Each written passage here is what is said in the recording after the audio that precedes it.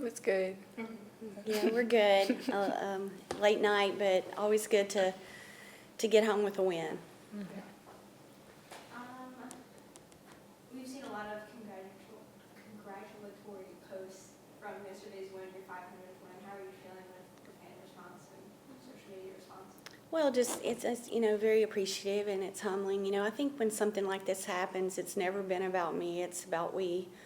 Meaning Kelly has been with me every step of the way and deserves so much more credit than he ever gets. And then so many staff, through the years, and so many great players, and just so many people, support staff, people that have, when you accomplish something like this, it's really a team effort. So I'm just very grateful. The administrations that have believed in us at Purdue and Texas Tech and Alabama, and my biggest concern is just trying to get 501, just trying to get Tennessee. So appreciate everybody, but, we hit reset at midnight, and our focus now is just to beat Tennessee.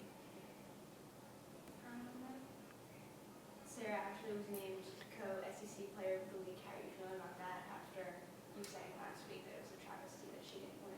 Well, I didn't know what I was going to have to do today if that didn't happen, but I'm just so proud of her. But I know with her, it's just a team award.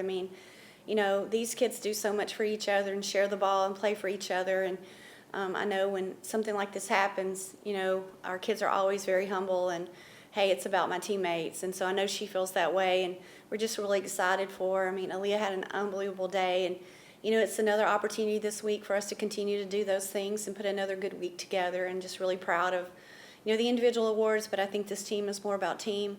They're more about we, and I just appreciate that about this group.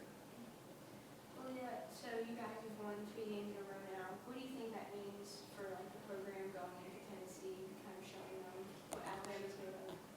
I think it's great for us. We have really had tough practices, and the coaches have tested us with our toughness. I think we've showed that in the past 3 games. We've really listened to them and executed the game plan. I think just going into Tennessee, it just gives us a lot of confidence to play them, and I think we just have to keep doing what the coaches tell us to do. Are there any key things about Tennessee players and they do that you guys are looking out for?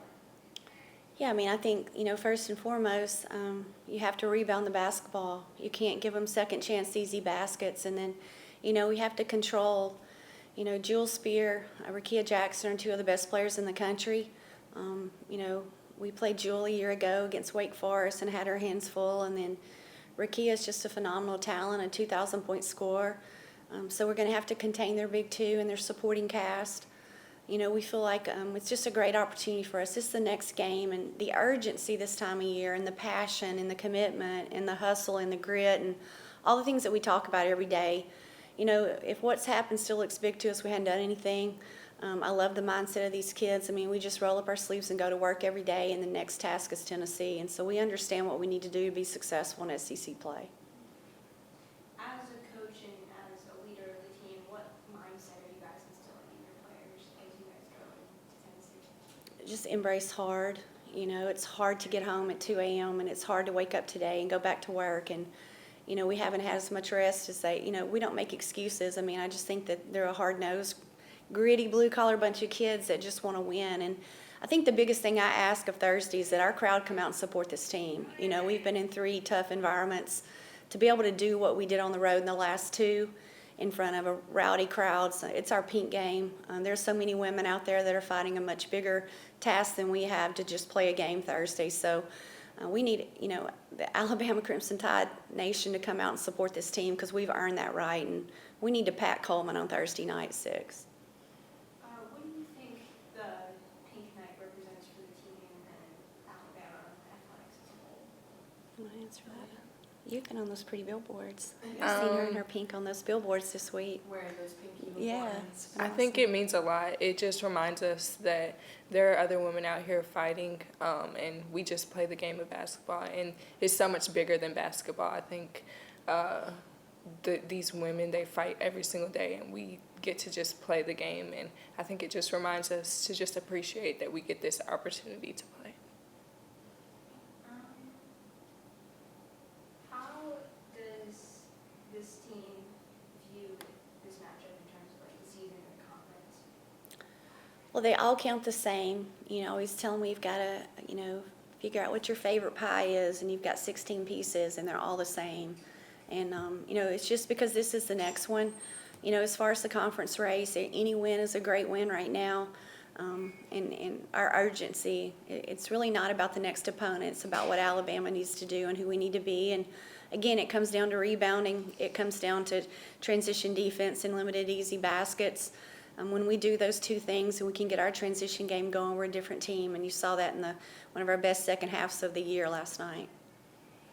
Do either of you have any rituals or anything that you or the team does together for games like this? I don't really have any rituals. I think, do we have any as a team? I mean, we just keep the same routine, Yeah. and I think that just works. I think consistency. The only thing I kind of do is I drink a lot of coffee. So I think I had two different batches yesterday. So, and then we had an 8 o'clock game at Arkansas. So I'm not sure that's the best thing for me. But we just, we stay consistent in our preparation.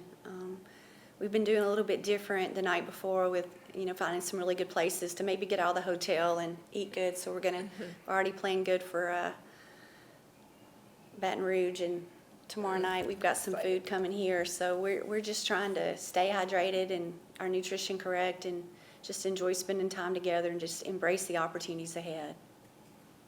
One more question? Are you good?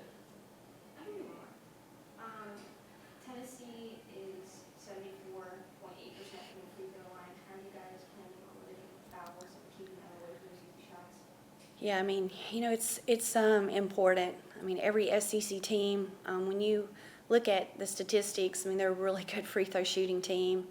And, again, that's an easy basket because you're not being guarded. And, I thought in our Vanderbilt game, we had shot 2 at halftime, and then I think shot 25 in the second half and made more than Vandy shot. And that was really something that shows an aggressive mindset, attacking mentality. And if we don't have that against Tennessee, we'll have a lot of problems because they do such a great job of getting to the rim and getting the ball inside and putting pressure on the rim. So we're going to have to play good, intentional, disciplined defense. And we certainly, against Arkansas, were able to keep them off the free throw line, and then Vanderbilt to some extent. So I think it's going to be really important, like the easy baskets, and you're not guarded at the free throw line, so it'll be difficult if we don't.